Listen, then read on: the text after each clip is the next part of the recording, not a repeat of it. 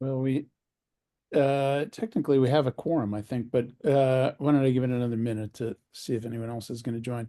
Mish emailed to say she was going to be a few minutes late due to her son's birthday party, and Kevin is probably not going to be able to attend. Hello. Hello, Hi, Simone. how are you? Good. How are you? Good. All right, so this actually definitely puts us in the quorum range. So why don't we go ahead and start? Simone, can you do minutes tonight? Kevin's Yeah. gonna be out. No problem. So just roll. Marty, Here. Cam, Yeah, Nina, Here. Sarah, Here. and Simone is Here. here. And I'm here. Great. And Janet is just joining us.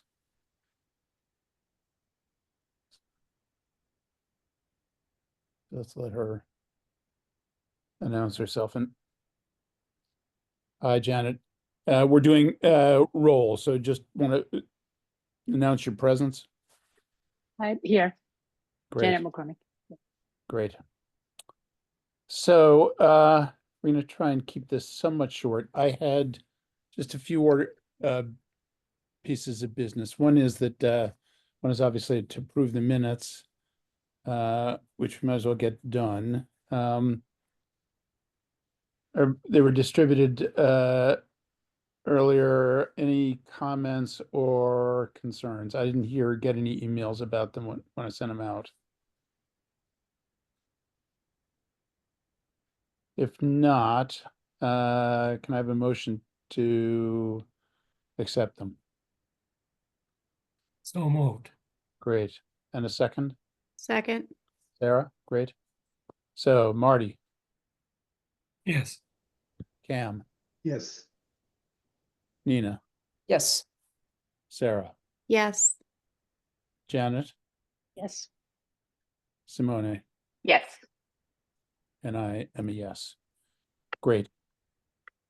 So there are, I just wanted to go over three things somewhat quickly. So I asked, we're about to enter the busy season. The next 2 months are kind of where it happens for us. So I asked Cam to just kind of refresh us about what we need to do over the next few weeks, next 2 months, what our responsibilities are, and kind of what the timing is. So Cam, why don't you go ahead and start? Okay, I'm going to share my screen just so people can see. I think we're getting, yeah, where are we? Microsoft Word, there we are. Can you see that? No. Not yet. No. Oh, wait a second now.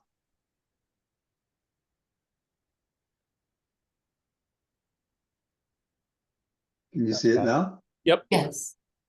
Great.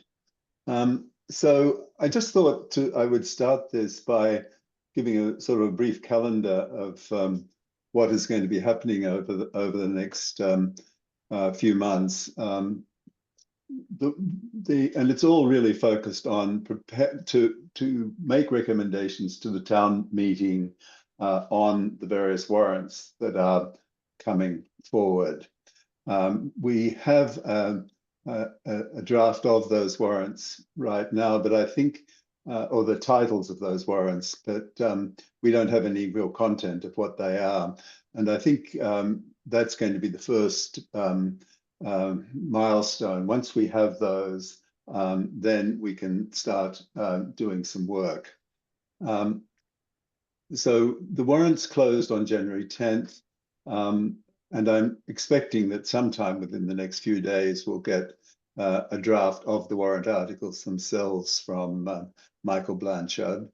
And then on the next big milestone are the two consolidated warrant review meetings that we agreed we were going to do. So this is a different pattern to the way we've done it in recent years, where we had individual departments and proponents of warrants coming in and explaining to us why they needed this warrant and why they thought it would be beneficial for the town. So we're going to do that all in 2 meetings this year, and I think that's actually a good idea. It just shortens the cycle quite dramatically. Then the next major item is the Warrant Committee open hearing. And for those of you who are not familiar with it, the open hearing is essentially an opportunity for the Warrant Committee to hear from the public about their attitudes towards the various warrants that are being proposed. So the sponsors of each warrant will have make a presentation. I think they're going to have about 8 minutes to make that presentation, and then the public can ask questions, make comments, and so on to that, and that helps us get a better sense of how the public might be feeling about the various warrants. And so it's another piece of important information to us as we move towards getting the approval of those warrants, or making a recommendation to the town meeting on those warrants. And then we also need to really get a clear understanding of when the blue book has to be at the printer, because that becomes basically a hard stop for us in terms of our recommendations. Robin, you raised your hand. Yeah, so do you mind if I just like interject a couple of things? Not at all. No, that's Okay, absolutely fine. So first of all, the warrant has 37 warrants on it.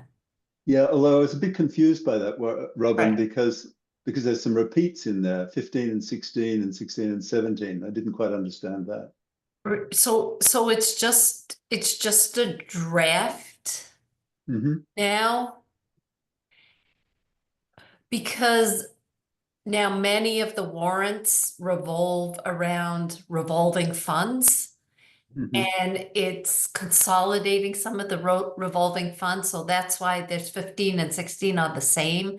I think there are 2 revolving funds now at the cemetery, or maybe there's 1 and they need 2. Yeah, okay. So That's a lot. Yeah, so there's a lot, and we're trying to see if there's a way to consolidate the revolving funds. I think of note are the citizens petitions, of which there are 3.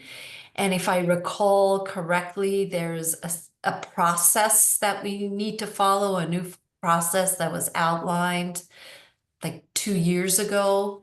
And I think Warren is really kind of the spearheading that.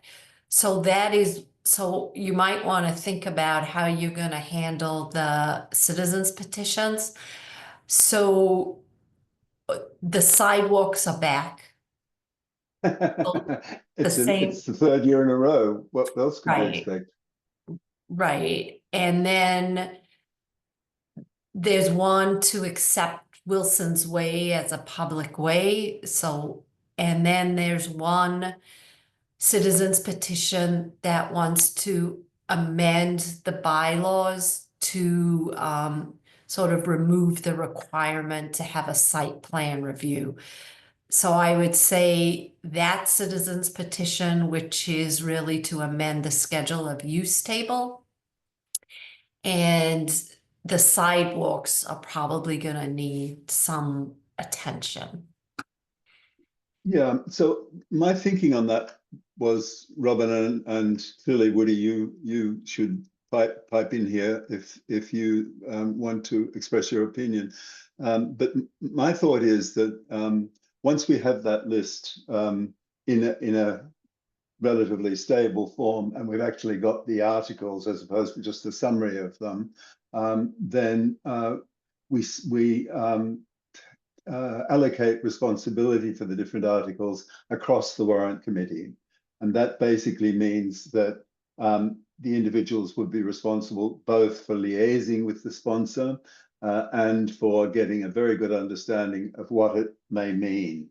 That way, you will be in a much better position to advise the wider Warrant Committee on how you think we should be responding to it and what open questions there might be and so on.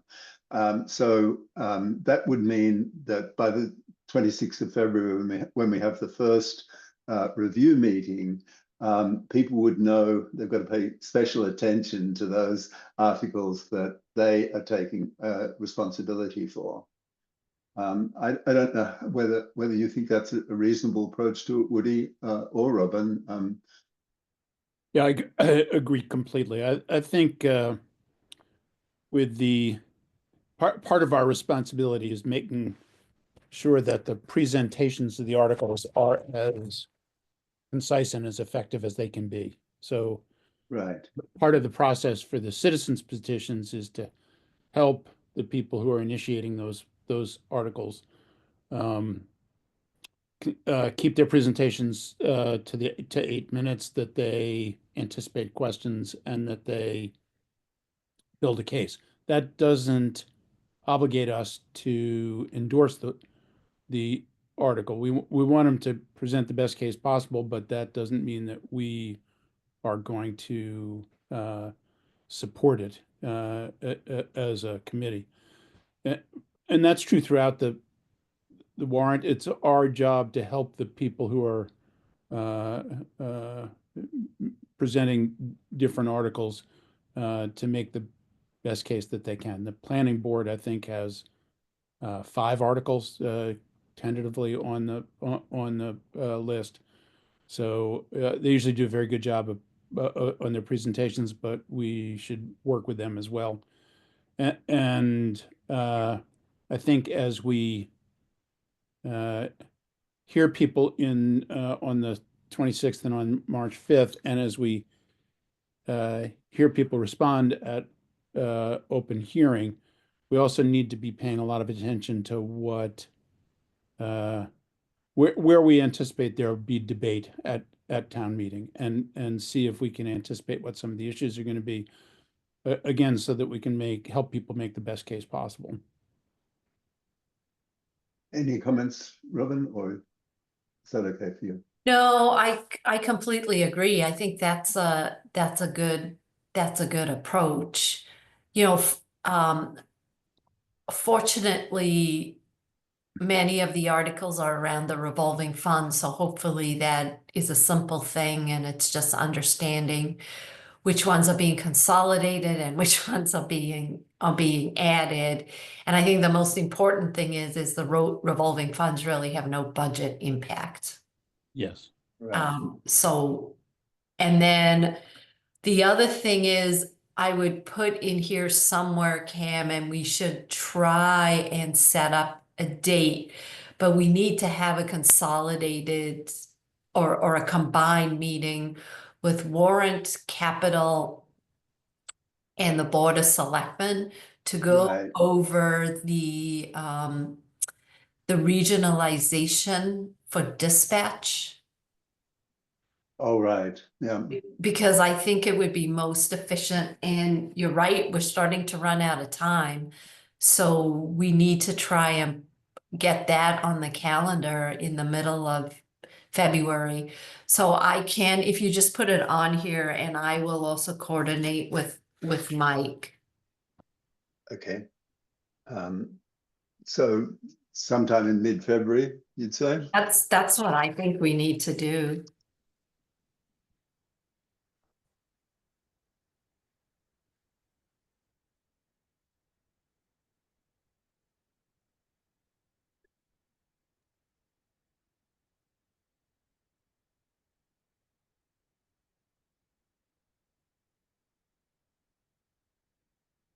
Yeah, I'll fix this up later, and I'll send it out to Right. everybody as well. Right. So yeah, and you did raise a very good point, Robin, about the process that was defined a year or two ago, and that I believe is on the Google Drive for the Warrant Committee. But I'll fish it out, and if it might be helpful if I send that to everybody as well. Right.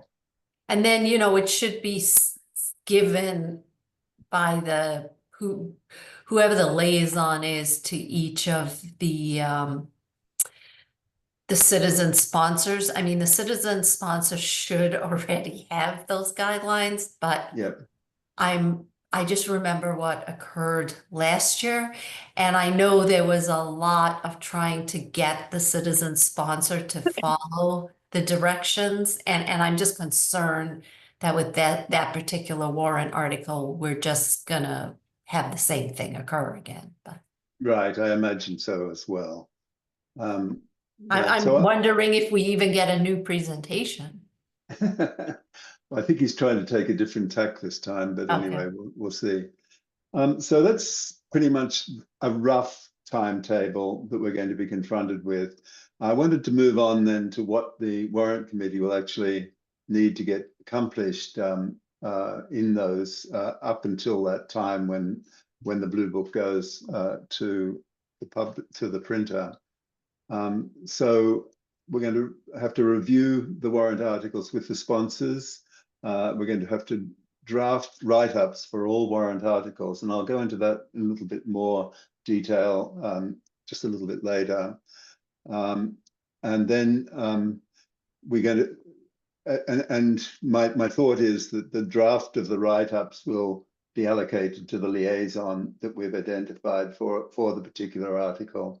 And then we as a committee will have to review the write-ups and decide whether they need some tweaks or not.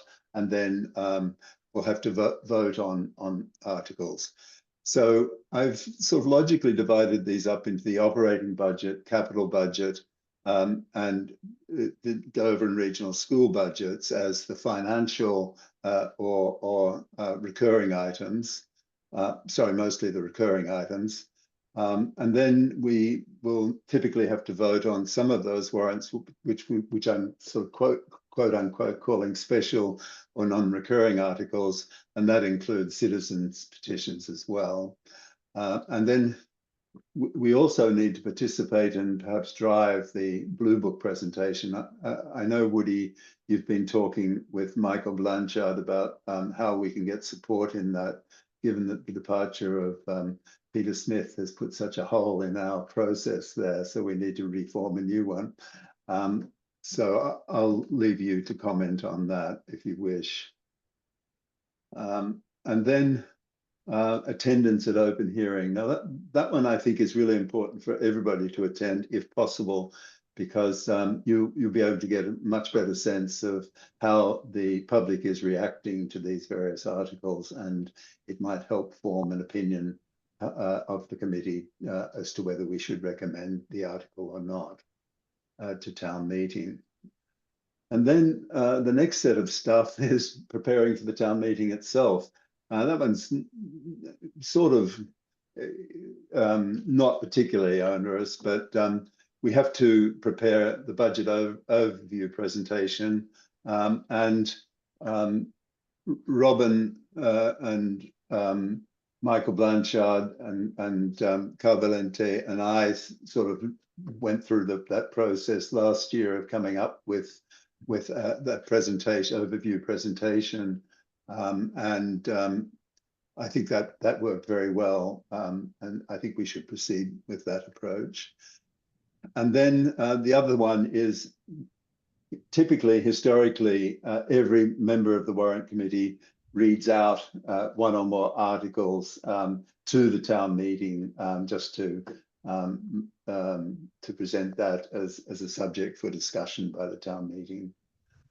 So we'll have to work on that as well. And then in terms of the warrant articles, for the newer members, it might be a little bit confusing what I'm talking about. So actually, the Blue Book is a really great resource for understanding this. So if you want to sort of understand a little bit more, I think you could look into the Blue Book and see, which articles, the recurring ones, the budget articles tend to be combined into so one article covers several different things. So it works somewhat differently than having to present every particular item on the list. But I wanted to go through the actual warrant, how the warrant articles are constructed, and so that you can get a better sense of what you might have to do with an individual article. And I've just taken at random a few articles from last year's town meeting, so you can see what I'm talking about. So typically there are sort of two pieces to the write-up in the Blue Book on the each article. First one is a sort of much more formal thing that contains the legalese to ensure we're compliant with bylaws and state laws and all the rest. And that one will be something that will be prepared by the town administration. The draft write-up is to put that into plain man's terms so we can all understand what it is. And that's the piece of the write-ups I've been talking about. So in this one, it's a fairly long one. This is probably one of the longer ones that have been there. I can send this off, or I'll send the Word document that I wrote this up in to everybody, so you don't really take particular notes. But you see, that's a fairly complex one. The next one is a sort of more compact one. And but it's still, we need to write up the first part is legalese type, formal motions that are going to be approved, but then we have to also put that into terms that the residents will understand. And I think that's a more typical one. It's not quite as extensive a write-up. And I mean, the intent here is to cover all the aspects of it in a fairly precise way. The fewer words, the better. So some of the warrants are fairly complex, so you have to use a few more words. But if you can find a way of sort of paring it down, that's great. And then I've got a final example of a citizen's petition, since those are going to be part of the proposals that we're going to have to deal with. And again, it's the same structure. And so when I talked about the liaisons to the warrant articles, this is the piece that you would be writing up after you've got a much better understanding of what the petition is all about, and you've communicated with the petitioner to understand that. And of course, they will need to come to the warrant committee, to those consolidated meetings, to make their presentation as well. So that's pretty well summarized my thoughts on this process that we've got to deal with. Did I miss that? Will there be any big gaps there, Woody, in terms of your expectations? No, that was great. So are there any questions people have about the material Cam has laid out?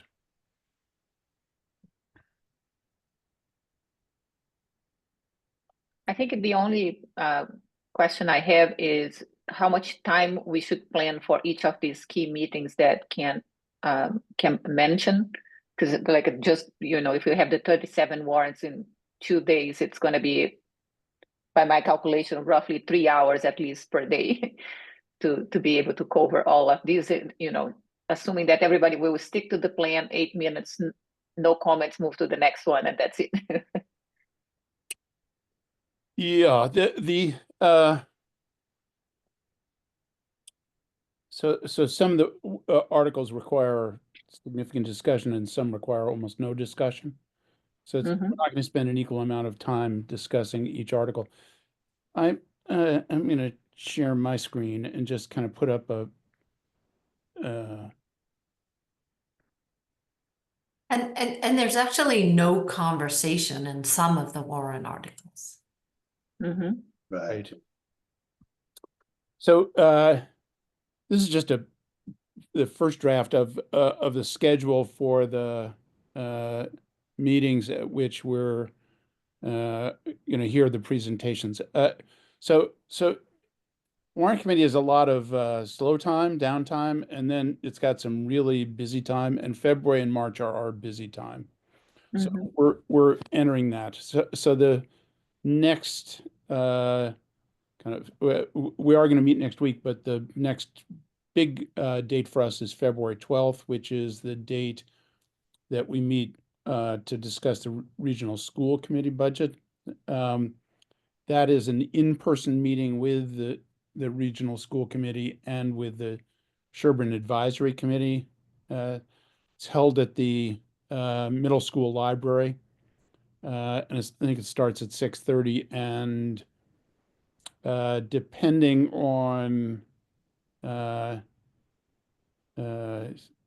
variety of factors, it can last for several hours. One of the major things in their budget is going to be discussion of their capital request, which is the request to place the turf field and the track and all. And but Sherburne in particular may want to discuss other aspects of the budget. So I'd just be prepared that that could be at least a 2-hour meeting. Is that Wednesday, February 12th? Is that, I believe it's Wednesday, February 12th, correct. and it starts at 6:30, not 7?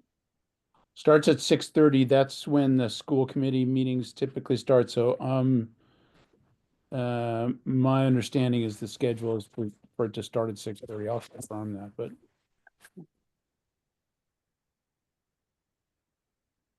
so then we have our the two meetings we scheduled to hear the presentations from the departments and committees about their budgets. And I've kind of tentatively scheduled those as the last 3, possibly somewhat more hours.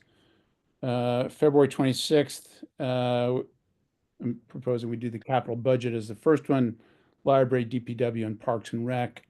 And then the following week, March 5th, we start with police, fire and ambulance, Board of Selectmen, townhouse, and the schools.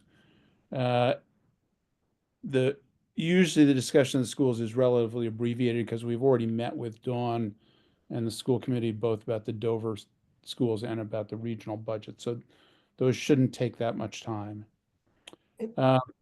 Woody, my apologies. I think you might have already said this, but those 3 meetings, are these by Zoom? So February 12th, the meeting with the regional schools is an in-person meeting. Right, so I understand that, but the 3 that are on the screen here. Yeah, these are all by Zoom. Got it. Okay, good. Thank you. The only other in-person meeting is open hearing on March 17th, and that, I believe, also starts at 6:30 at the townhouse.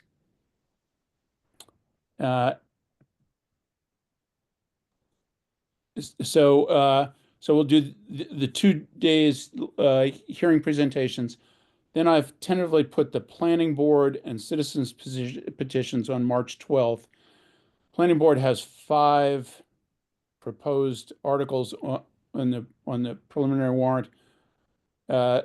They will occasionally yank one as they go along, so it's possible that will they'll reduce it. They usually come very well organized and very well prepared for their presentations, so they've done some practicing. Their slides are in pretty good shape and all. The citizens petitions can be a lot more variable and can require a lot more coaching. The better we prep the people doing the citizens petitions, the more coherent they turn out to be. Part of the goal of putting them on the 12th is to see if we can get them in shape for the open hearing. Because sometimes, as you know, town meeting can go for a long time, and the better prepared people are to present their articles and the better we anticipate the discussions, the more concise things tend to run. So we'll try and we'll assign people to the citizens' positions in advance of the 12th and hope that you get a chance to work with your the presenter some in advance before the meeting. I will tell you that having had this experience the last 2 years, different citizen petitioners are coachable and others are not so coachable in terms of their presentations. We can suggest we don't do the presentation for them, but often one of the goals is often just to get them to cut the number of slides they've got. Then March 17th is open hearing. As Cam said, that's a chance for us to hear the articles going through and in part to hear people's reaction, various town residents' reactions, so that we can get a better sense of how articles are going to be perceived at town meeting. And then we'll have our own meeting on March 19th. So it's 2 meetings that week. March 17th is a Monday, and March 19th is Wednesday. This will be a regular meeting of the Warrant Committee to go over the articles and to assign people to for write-ups to different articles. You know what, Woody, I was thinking that might be, once we've got a complete list of the warrant articles and you know, that first part that I went through, it might be best to assign that at that point, so that when we get into the reviews to the consolidated meetings, the ones on March 12th and the 26th and the 5th. Yeah, people will know that, hey, they've got to pay special attention to this particular article to make sure they've got a good understanding of what it's all about. Yeah, And that's so a great idea. that way we can bring it forward a lot more successfully. Waiting until March 19th might be a challenge, since the Blue Book will probably have to go to the printers by the end of March. Right. Last year, I think things finally went to the printer April 4th, but they usually they're asking for it the last day or two in March. So that means all of our write-ups, all of our votes on the articles need to have been done well in advance of that. So things can be kind of put together for to go to the printer. So any questions about this?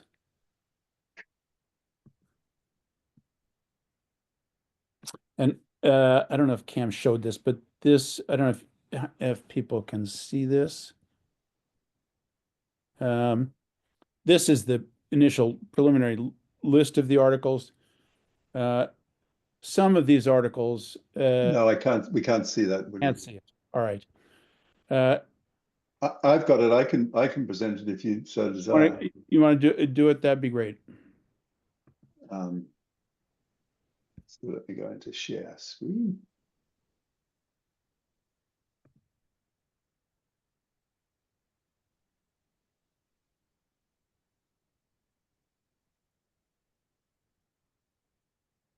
Can everyone see that? Yeah, great. Yep, that looks good.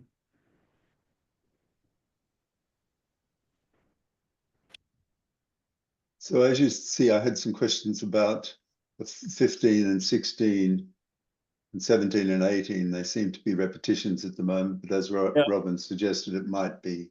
I got clarification from someone on the Board of Health about the 2 on Board of Health ones, and they're 2 different revolving funds, one of which is essentially being closed out, that reflects money that was generated by inspectors in the past. That responsibility is now done by the permanent employee of the Board of Health. And the 18 is establishing a revolving fund for the work that the newly hired nurse is going to do with vaccinations and things like that they'll be charging for. So I suspect the same is true for Cemetery Commission, that they're 2 different revolving funds. Right, and I just can't remember what they are. Yeah, fair enough.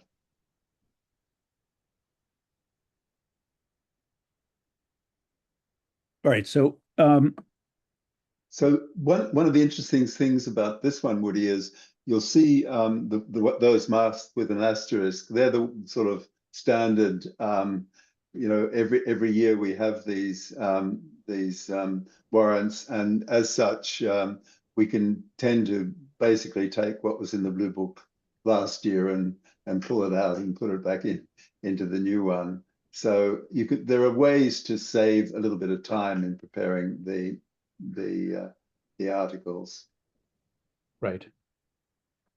I think we know that one of the pieces of work that is going to need to be done in the next few weeks is kind of clarifying what's going to be done with the probably unsustainable or unsupportable, supportably large capital requests. So that will presumably be resolved sometime in the next few weeks and will help us. I don't see a lot in the budget, at least at this point, that is going to be particularly contentious. It's always difficult to anticipate what comes up at town meeting. I don't think anybody anticipated that pickleball courts were going to be a hot topic before town meeting last year. But at least at this point, the most contentious issues are likely to revolve around the capital requests, and hopefully we'll have done a lot of the work around that in the next few weeks. And so it's more about what are the different options for paying for it. Right. Because, and whether or not some of them are going to be removed, and sometimes that, or delayed, and sometimes that does not happen until after the open hearing. Right. I think for the fuel island, there's still some open issues there. The site plan was approved by the planning board by a vote of 2-1, but there are 18 conditions. And those conditions, so the plan now is moved to the Board of Selectmen, but we need to get resolution on those 18 different conditions, and we have 2 months. So, one of the things we were thinking about was having a meeting with all parties sitting around the table together to see if we can resolve that. But if you can't resolve the conditions, then you don't have an authorized site, so it's really going to be pretty hard to move forward with the capital replacement without really knowing what the site's going to be. So, there's one where if we can't get all the information we need, it will most likely need to get delayed until the following year. Right. And of course, that's likely to be quite contentious, since we saw at the planning board meeting that there was rather strong feelings, particularly by abutting residents. And so I could well imagine if it goes to town meeting in the current form, that there will be a lot of emotional discussion. Let's put it that way. Right, and I think what's important for people to understand is nobody's saying it doesn't need to be replaced. The issue is, does the location need to change? And I think there are pros and cons to every location. That's what makes it difficult. There isn't one location that's substantially better than another. So that's something we're going to have to figure out. And then, I think the meeting that you have with the school committee and Sherborne will shed some light on the school's capital requests as well. Yeah, great. Okay, so this is A lot of moving pieces. a lot of moving pieces. This is largely what I wanted to accomplish this week. So I'm inclined to wrap things up. Next week, Robin is going to talk to us about free cash and how the town kind of has approached free cash in the past, how we treat it. And hopefully we'll have some idea soon as to how much free cash is likely to be available this year. And then I'd also think I'll do my best to get from Michael the preliminary articles, and hopefully we can start kind of divvying up responsibility for the different articles, so that people can start familiarizing themselves with what they're going to be working on. Any other issues? It seems overwhelming, but it does have a way of just coming together. Like it's chaotic and then it just comes together. So. Mhm. Yeah, I hope so. Oh, it will. It always does. It does. All right, great. So if no other issue, No, I don't have an issue. It's just to say that Marty and I met with Parks and Recs this week. They share their operational budget with us. It was an interesting conversation, to say the least. I think I feel like I learned a lot on how things work, or I don't know. I think it works. So we got a copy of their operational budget. I'll upload on the shared drive if anyone wants to check on it. Like there's nothing really that is stood up in terms of their request, and it's not like a huge increase that they are aiming, but there are also things that I don't understand. But I think it might be because I'm new and I don't know exactly how it works, but I want to highlight that they've been the last 2 years underspending, but their budget continues increasing. And so for me, it makes no sense using like a corporate head. But I'm sure that there's like a good explanation. Actually, they sent like additional information also like because of an HR, a vacancy that they have, and might be like the reason for underspending. But I think it's worth just taking a look, and I would love to learn more if anyone can educate me better about that. I don't know, Marty, if you have anything else to add to that. You are on mute.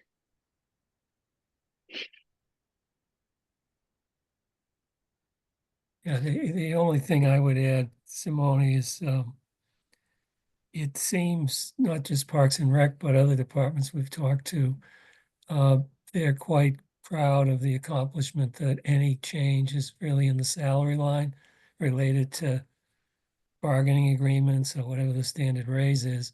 And on the operating expense side, they've stayed constant.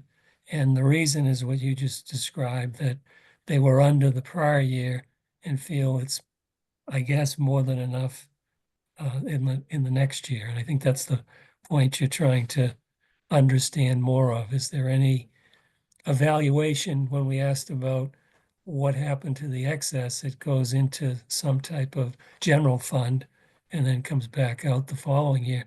But it's from the conversation, it didn't appear there's any kind of evaluation if the budget is over allocated in a particular period, if it's enough to carry forward for, I think it was 2 years. He was proud of having the same amount in all those lines. Yeah, I think like that they underspend roughly around 12 to 15%, which I find like a lot. But I think overall, one question that I asked him, and I think Robin, maybe because you have like this big picture, might be easier for you to help answering. What I don't understand, like every conversation that we go through, there's always this point about like we can't hire the right people, right? So we've been with the 5 years with the finance person because we can't hire this person, but I don't know. I feel like there's a how do I phrase this correctly? It's like maybe a lack of energy, and I mentioned this to the meeting with Mark in terms of like, if you go to a budget meeting or long range plan meeting and you say, if money wouldn't be a problem, what would you do with that? And my entire career, I never got someone who actually would say, okay, if I have everything, this is what I'm gonna do. And I got the same feeling talking with Mark in terms of, okay, so what would be the ideal scenario for you? And we couldn't get any of this answer, and not because he's not happy. He seems to be happy with everything that he's doing, but I don't know if it's aligned with the overall vision that the select board has for the town, or that we could be offering to all the residents, considering that they, for example, are underspending.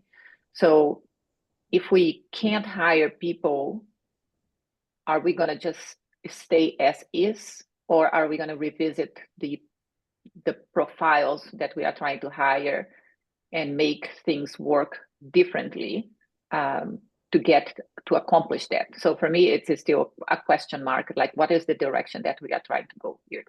So I think what you have to keep in mind is Park and Rec is in flux because their programming and what they're doing is somewhat on hold while they wait for the community center to open up. You also need to keep in mind that they have to put contingencies in their budgets. With respect to staffing, I believe Park and Rec is fully staffed. They are not.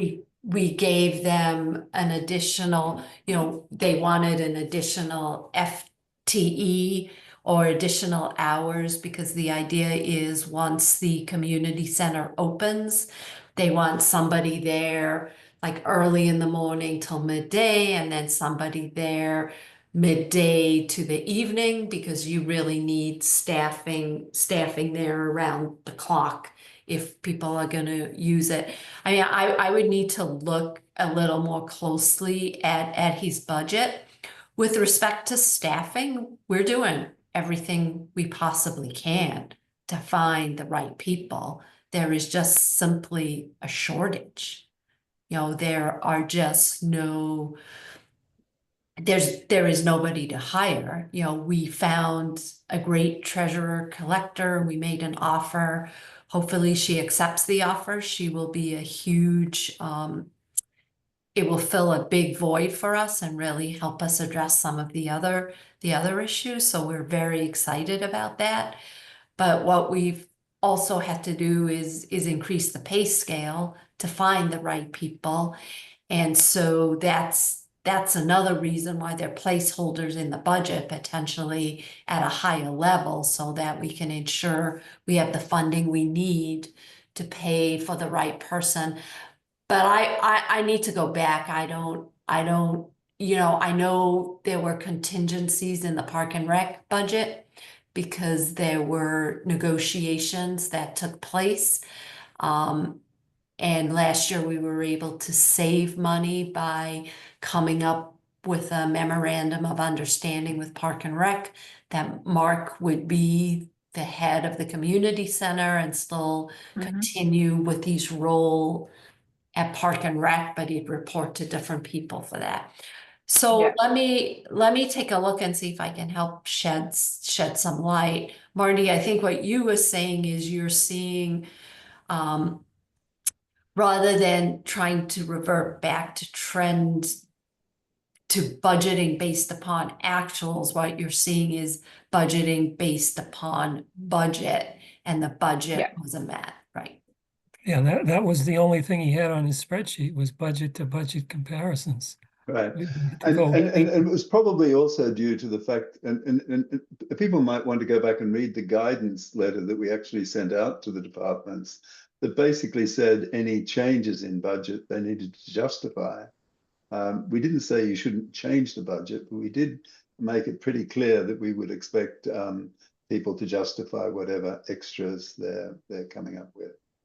Yeah, and I don't think the like, honestly, I was much happier looking to the budget than I had expected based on some of previous, cases that happen and the potential with opening the community center. And maybe that's what kind of like surprised me most. It's a budget, and I get the placeholder, and Mark explained to us a little bit of the position that they still have open and why it's open and so on. But at the same time, it's like it didn't sound that if they don't hire, it will make any big difference. And to Martha's point, that for me, that we get to this point, it's like, okay, if it doesn't make any difference, then why it's still there? If it was solved in a different way, can this cost less for the town rather than keeping this placeholder in their budget? And continue this cycle of underspending, go to the general pocket, and then comes back next year because it's budget based on budget and not on actuals. For me, it's been a phenomenal experience to learn those things. And I ask many questions. I know that I ask a lot of questions. Like literally, I have no idea how this worked before and come from a very different world. But I'm also curious, like, okay, what can we do to help, for example, to identify these openings that we have in town? Like I mentioned to Mark, for example, if I go today on the website, do I go to one place and find all the vacancies there? Which never happened to me. Whenever I saw an announcement that there was an opening, I only would see that particular opening. Like I never found a list of openings. So if we could help, then I don't know where to find the positions that are open that we could eventually help find people to join the town. But for me, it was just interesting to see, and I would be curious also to see if other departments would have the kind of like the same approach as Mark has, is budget over budget instead of budget over actuals. And the level of ambition in each one of them. Even if they follow guidance, I think the guidance is to guide them to the process, and sometimes you have to go outside of the guidance. But if you have a very good case, you should justify. But because we said you have to justify, doesn't mean that you don't change anything, because otherwise you would need to justify. We feel like it's almost like I'm not going to change anything, because if I change something, I need to justify. I don't want to go through this process, if it makes sense. Well, it is very difficult for them to add staff. So if they're unsure about whether or not they need another staff member, they will put it in the budget, so you don't see the year-over-year declines. But and the idea is that at some point they'll make a determination as to whether or not they need the person. But for Park and Rec, it's particularly difficult given that nobody really understands how the community center is going to operate and what we're really going to need to operate it. So hopefully it will open in the spring. And at that point next year, when we're having this conversation, we will, have a much better idea of, can it run with the people we just have? Does the way the selectmen and Park and Rec agreed to run it under Mark, is that working or not? Hopefully all of this works. And at that point also, I think Mark, whose specialty really is programming, that's what he's good at. Maybe at that point, you'll see him a lot more energized. I think he's just waiting and waiting and waiting for the center to open. And, they're struggling to find venues to put programs on. And the other thing we're going to struggle with is many of our residents have gone to other towns. So are they going to come back to our community center? One would hope so, if we offer the right programs. So. Yeah, I mean, I think to be fair, one of the challenges with the Parks and Rec situation is that we see the operational expenses, and this is what we have to oversee. But the programs, that is the core of what they do, we don't see that. Right? I asked to see a list of the programs, and literally, like, we got a list of programs, but there's like no detail, no idea of money behind each of these programs. It's not that we want to manage that, but I think it would give us a better sense of, like, what Parks and Recs is really about. And instead of saying, oh yeah, we couldn't get someone to loan the grass, loan the mow the lawn in one of the fields. So we work with DPW and a contractor, and they did this. And so therefore we overspent in that area, but then collectively we ended up underspending the budget, and it's like a big chunk of money considering the size of their budget. So and the other part of it is we've got no insight into what revenue they obtain from the programs, so it's still they should give you their reserve. You should just They ask them for did their not. reserve fund, Yeah, their revolving we fund. asked to see the big picture, but Mark gave us, like, I'll follow up with him and ask this as well. But like, it just helps me at least to see the big picture and make sure that we are aligned, and in a trying to be helpful. Like, if Mark would come to me and say, hey, we want to get extra $1 million with the information that he gave me, I don't think that Marty and I would have any issue saying no to him without much conversation. So, it helps us even, like, to really support what they need if we better understand what they are dealing with. So I I think sometimes you have to ask for things in terms that they understand. So maybe if you ask Mark if he could go over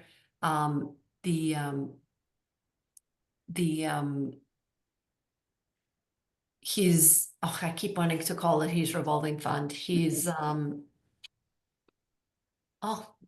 why can't I think of the name? We have so many of them. is it the reserve fund, you mean? No, oh my God, I am having a senior moment here.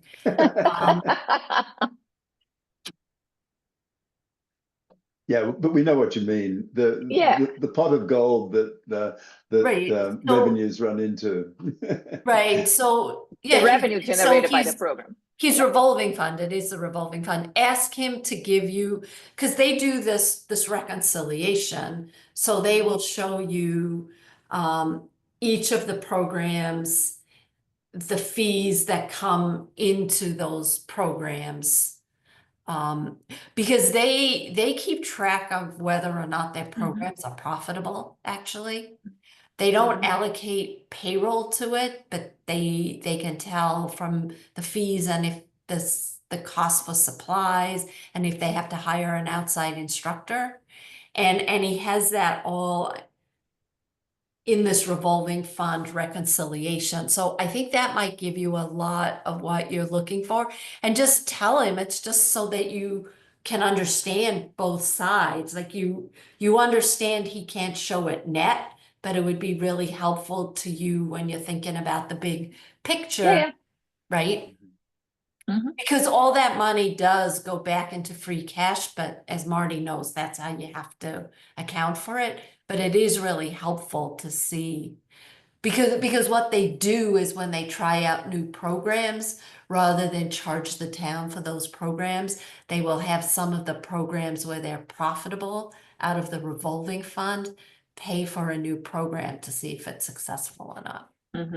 But I think it might, if I understand how you're thinking about this, that might help you. Yeah. I'll follow up with him. Yeah. As I said, like, I find fascinating is it's good to learn. No, it's great. And I think it's great how engaged all of you are. It's really wonderful. So Any other questions, comments? Issues that people want to raise? If not, I'm happy to get a motion to adjourn. So moved. Great. Second? Second. Mish? Okay, great. So, Cam, Yes. Nina, Yes. Sarah, Yes. Simone, Yes. Marty, Yes. Janet, Yes. and Mish. Yes. And I agree. All right, great. So, we'll meet again next week. Great. All right. Thank Thank you you. all very much. Thanks, everyone. Bye. Thanks, Cam.